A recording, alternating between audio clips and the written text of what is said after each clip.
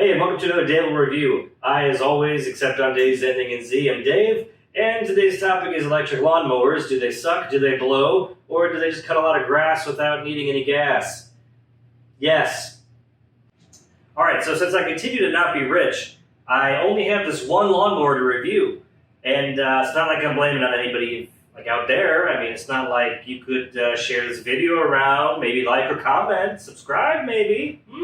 So this is the Ryobi brushless model. I'm going to specify that because there is a brushed model. They're kind of hard to find because they use more power. But the main difference is, of course, this one uses no brushes, so it's got a little worse hygiene. You know, no need to call attention to it. It's just a little dirty. It's all right to be a little dirty. So this is a self-propelled model. That means it can push itself. So unlike my family and my children, you know, it can make itself go without my constant pushing. On top of that, it's kind of like my dogs too, because if you take your eye off it, it'll jerk your arm right out of the socket. The torque on this thing is no joke. I had the speed set to like the middle setting on it, and even though it's really light, I just kind of bumped some lawn sprinkler piping in my backyard, and it created this giant geyser. So as it turns out, it does pretty well with water. It doesn't, you know, immediately die because you get it wet, so that's good news. But, you know, it's just surprising because I thought, you know, mass times velocity equals force. I just didn't expect this to be massive enough to force me to have to go to Home Depot to get some new PVC pipe and glue to fix the damn geyser in my backyard. I'm getting off track though. What's the big deal with this? Well, you know, the obvious reason you'd want to have this is you don't have to have gas. You know, it's just a battery, which is much more convenient. You just charge it in your garage and then you're ready to go, as opposed to, you know, you could go to the gas station, buy gas, store the gas, add stabilizer, or you don't add a stabilizer, and then like a couple months later when you don't mow the lawn, or several months later, the gas is old and it's hard to start the mower, and you have to go get more gas because you gotta mix them together to hope you get your gas that'll actually all burn, because God forbid you forget to do something like add stabilizer, because no one told you this when you were growing up. Anyway, it's not like I'm still mad about it. Anyway, the point is that, yeah, there's a few other things, like it folds up. It's got a nice push button start instead of having to pull the cord, and that's nice. You don't have to get that physical activity, because Lord knows I don't need that. And then, yeah, it's got headlights. I don't know why the hell it's got headlights. I really don't know. Never mowed my lawn in the dark. Well, I know what you're thinking. Well, Dave, you got me sold. What reason could there be not to buy one of these? Well, I can tell you. Batteries. The reason that you would buy one of these is also one of the main reasons why you wouldn't want to buy one of these. So if you have a lawn that's greater than about 1/4 of an acre, a 6 amp hour battery is really only going to be good for about 1/4 of an acre. So if you want to not have to change batteries out, or, you know, recharge a battery and have to take a break, it's going to be kind of a pain. If you've got a larger lawn, this isn't really a good answer for you.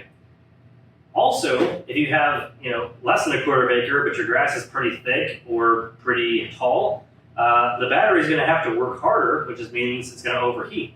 And when it overheats, that's kind of the worst, because it can get damaged, which I had one that, you know, died over the course of one summer. And I had to buy them, and they're not cheap. But not only when it overheats do you have to stop mowing, you have to just wait until the thing cools off before you can even recharge it again. So it's kind of a huge pain, unless you've got at least 2 batteries. All right, so let's compare the cost of gas to the battery, because that's what a lot of people are concerned about. A battery right now, a 6 amp hour one, will cost you for Ryobi about $180, and that's without any sales or any discounts or anything.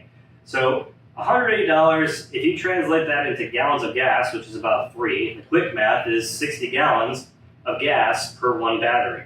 That's it seems like a lot, because that's a pretty big cost up front for one battery.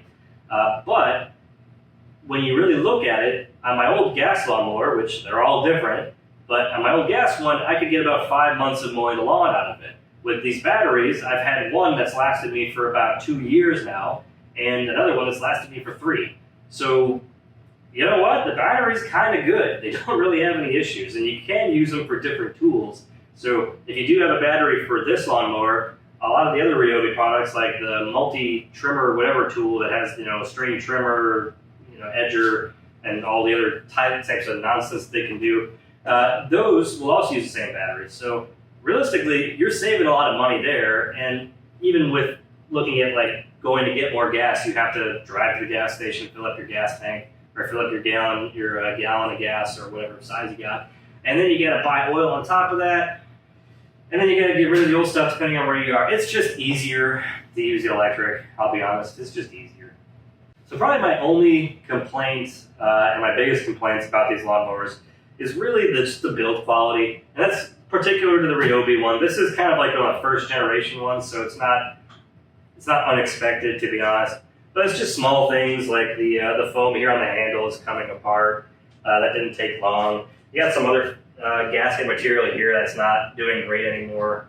And you know, like this is supposed to have a spring on it so it closes automatically, but now it's just using gravity, which isn't really that big of a deal. But I mean, it's just small things, little things like that. Other than that, everything else is fine on it. It's mechanically working great, and given that the material it's made out of is just kind of like a plastic, it's holding together really well. So, complaints aren't that bad. Bottom line, electric lawnmowers are not too bad as long as you don't have a big yard or mind taking a break every now and then. They're probably going to be the best mower for you, and I think they really are like the way of the future now. You know, I'm not saying go out there and buy a brand new mower right now and throw out your old one, but you know, if you know somebody that needs a mower and you gotta want to get rid of yours anyway, and you can sell them or give them yours, and yeah, go ahead. If you're in the market for a new mower, definitely look at electric. Ryobi, not a bad brand either. I haven't really had any issues with it, honestly, other than the one battery. But yeah, I mean, $400 to $500 for one of these on sale, or not on sale, just regular price, not too bad. And they usually come with, you know, 2 batteries anyhow, so it's not a bad deal. But anyway, thanks for watching. Hope you liked the video. Hope you found it a little bit entertaining. If you did, please like, comment, and subscribe. If you didn't like it, that's fine. You can comment and tell me you didn't like it. That's fine too. I mean, I'll read your mean comment to myself comically, and you know, it'll help me deal with the strife it causes in my life. I probably won't care, honestly, but whatever. But anyway, thanks for watching. I'll see you on the next one. Until then, try not to die.